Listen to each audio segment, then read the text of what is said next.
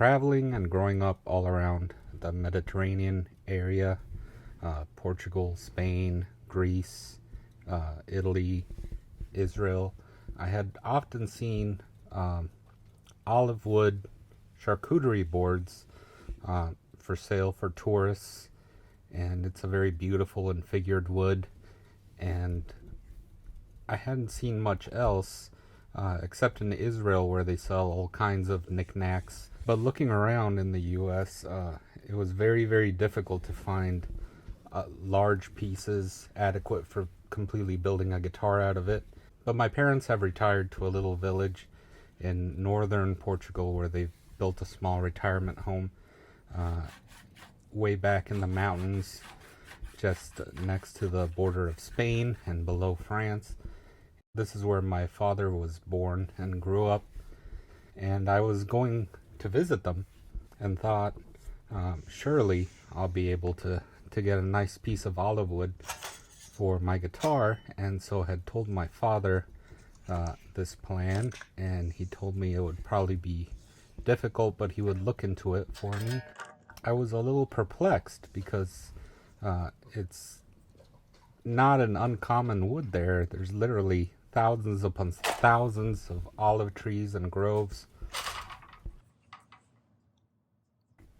Part of the reason is that it's somewhat difficult to work with. So it grows irregularly. It has lots of end grain and cross grain that runs in different directions and will twist. So it's difficult to predict exactly what the tree is going to be doing inside, and there's lots of burls and knots. But still, this is what was making it desirable for me, all this figuring and beauty. Also, because of the wide variance in figuring inside of it, some of the spots of dark wood are very soft. Well, not softer than most woods, but easily dented. And some of the parts of light wood are extremely hard, but brittle. And so you can get chip out and problems like this. So you have to be cautious working it. It also doesn't grow very quickly. So olive trees live for hundreds and hundreds of years, and they can get very large, but they grow rather slowly. And while some trees can get up to hundreds of years of age, I believe the oldest dated confirmed tree was over 800 years old, and some of the trees in Israel, in Jerusalem at the Mount of Olives, there's claims that they were already there when Jesus was arrested, so that would make them over 2,000 years old. Throughout those hundreds of years of life, every year they bring a crop of hundreds of pounds of olives, which is very valuable because you can make the olive oil out of it, which can be quite expensive and can be used both in cooking and as fuel. So every year, each tree provides value to the owner. Finally, you would still think, well, there's got to be some trees that would need to be cut down for making roads and building new houses and airports. As a matter of fact, the airport in Lisbon, there's olive trees inside the airport terminal. The very interesting thing about olive trees are they're one of the very few trees that you can actually knock down, leaving only a relatively small amount of the roots, and you can cut off all the branches, and you can transplant the entire trunk somewhere else and replant it, and within a few years it'll start producing olives again. It'll grow, it'll take root. So for these many reasons, the value of the trees, the fact that they can be moved, makes them a valuable commodity, and not for the lumber but for the oil. So my father had asked around at several lumber providers and even some artisan carpenters, trying to procure a piece large enough for me to build a guitar out of it entirely, and wasn't having much luck. So I was thinking that it wasn't going to be possible.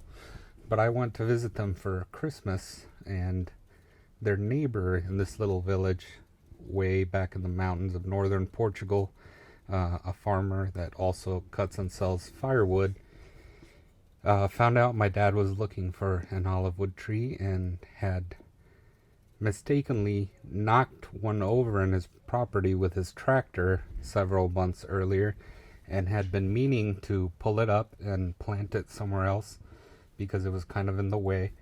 But when he found out my father was looking for one, and for me, he wanted to gift me this wood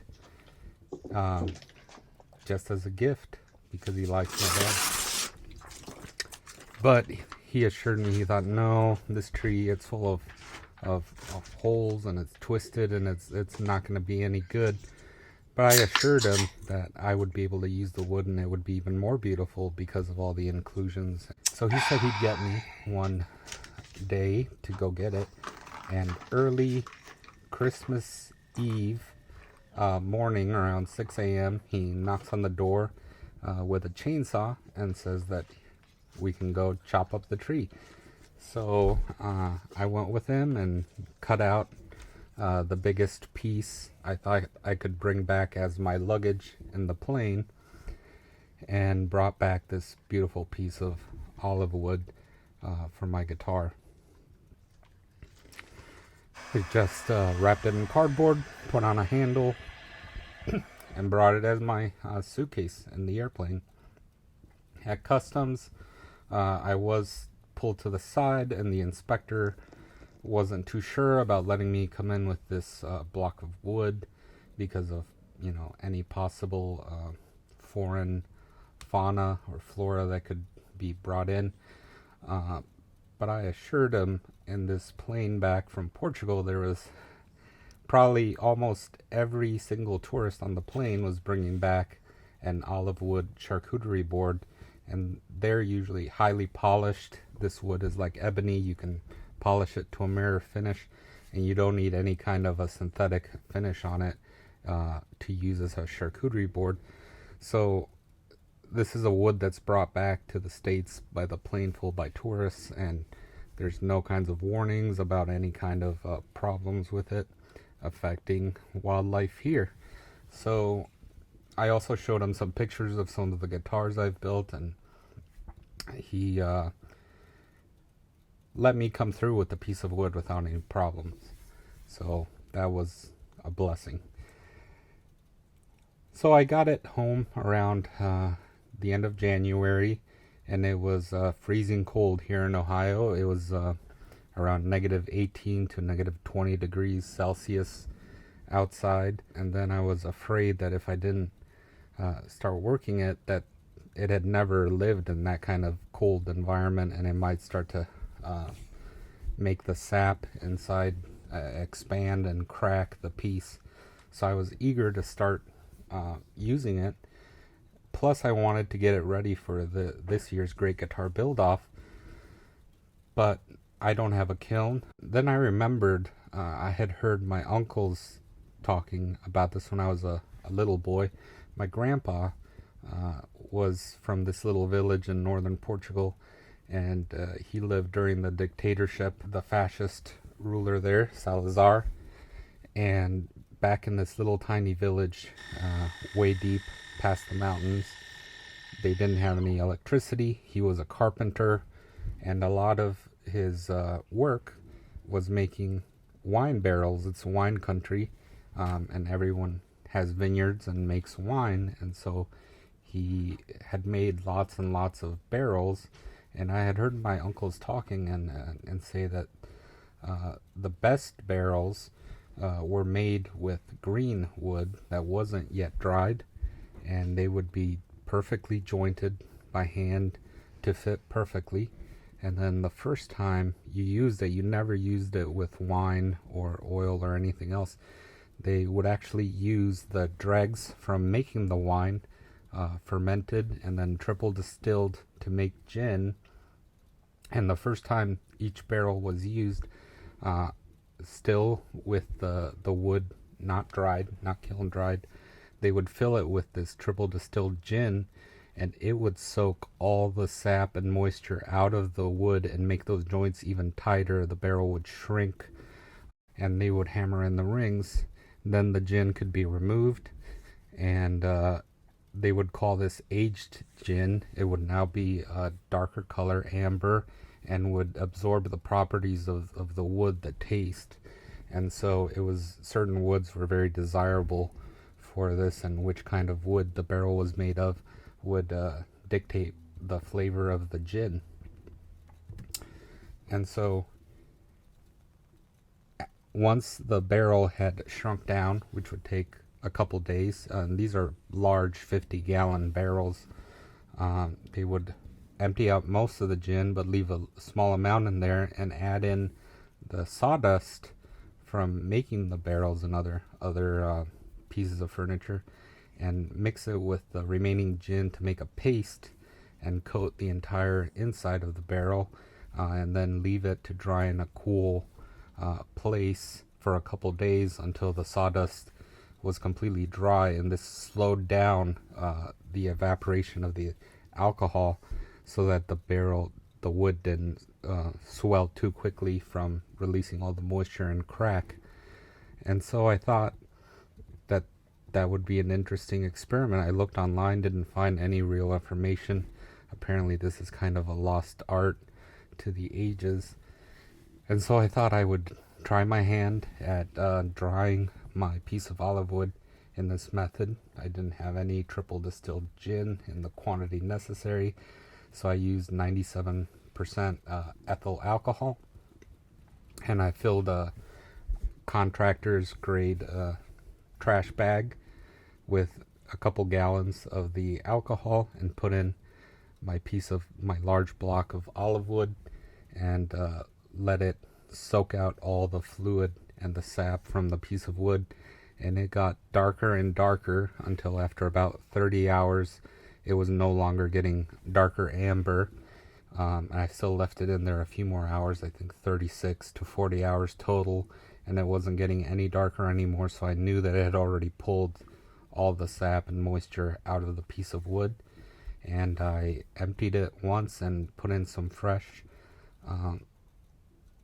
alcohol, and it wasn't getting any darker, so I knew it had already pulled all the moisture out of the piece. And I emptied most of the alcohol out, put in some of the sawdust, and caked it around the piece and closed the bag, leaving only a small slit, and let it dry in a cool-ish place. I did not put it back outside in the negative 20 degrees Celsius weather. But after a couple days, the sawdust had dried completely, and I could tell all the alcohol had evaporated out of the piece, and there wasn't any more cracks or warping than when I started. So I was very pleased, and as I worked with the piece, it was bone dry. I mean, I couldn't have expected better out of a kiln. So I thought that was the most interesting thing I could share about this project. I was intending to make a longer, more in-depth video on the build itself, but time gets away from us, and I thought this was the best part of it that I hadn't heard anyone else talk about. So if any of you are interested, I hope this informed you guys. Thank you for this great contest and this great community, and go build something beautiful. Have a great day.